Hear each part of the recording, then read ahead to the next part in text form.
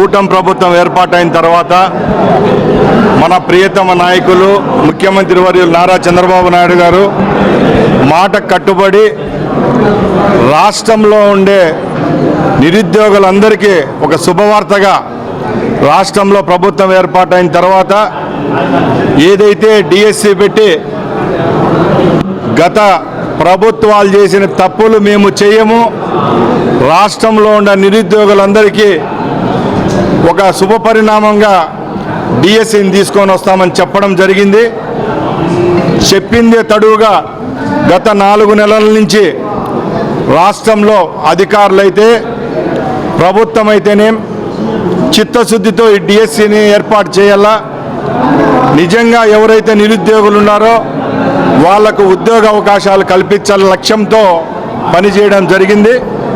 దానిలో భాగంగానే ఈరోజు రాష్ట్ర ప్రభుత్వం ప్రతి ఒక్క జిల్లా కేంద్రంలో డిఎస్సికి సంబంధించిన ఉచిత కోచింగ్ కూడా ఏర్పాటు చేయడం జరిగింది. దానిలో భాగంగా వచ్చే నెలలో సుమారు 16,450 డిఎస్సి పోస్టులకు, టీచర్ పోస్టులకు పరీక్ష పెట్టడం జరుగుతూ ఉంది.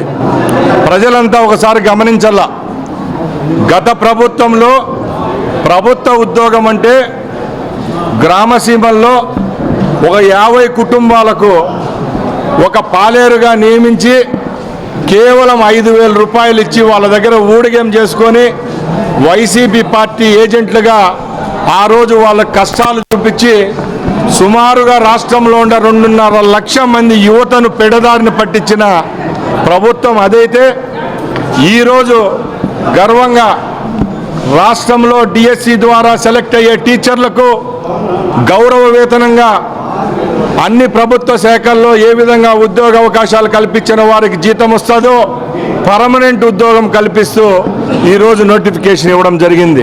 ఇలాగే ఈ ప్రభుత్వాన్ని ఆదరించిన మీ అందరి రుణం తీర్చుకొని ఈ ప్రభుత్వం వచ్చే 4 సంవత్సరాల్లో ఈ రాష్ట్రాన్ని ముందుకు తీసుకొని పోయేదానికి సిద్ధంగా ఉందని తెలియజేసుకుంటున్నాను. చిత్తూరు జిల్లా, ఉమ్మడి కడప జిల్లాలో ఈ సంవత్సరం వడగాలుల వల్ల, ఈ ప్రకృతి వైపరీత్యాల వల్ల మామిడి పంట పూత తక్కువ ఉంటే దానికి తోడు ఈ సమస్య ఒకటి కొత్తగా ఏర్పడ్డాం. దానివల్ల చాలామంది రైతులు నష్టపోవడం జరుగుతూ ఉంది. మేము గౌరవ వ్యవసాయ శాఖ మంత్రిని కూడా ఒకటే అడుగుతున్నాం, ఇక్కడ ఎవరైతే మామిడి తోటలు పెట్టుకొని ఎక్కువ మంది జీవిస్తున్న ఈ 2 జిల్లాలకు గత ముందు పరిస్థితులు గమనించి ట్రాన్స్పోర్టేషన్కు వాటర్ ఏదైతే ఉంటుందో నీళ్లు, దానికి కూడా ఫ్రీ నీళ్ళు ఇచ్చేదానికి కూడా అడగడం జరిగింది. దాన్ని కూడా సమీక్షిస్తామని వాళ్ళు చెప్పడం జరిగింది.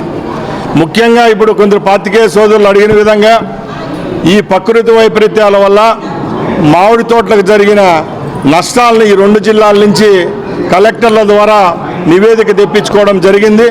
తప్పకుండా ఆ రైతులను అయితే ప్రభుత్వం ఆదుకుంటుందని తెలియజేసుకుంటున్నాం.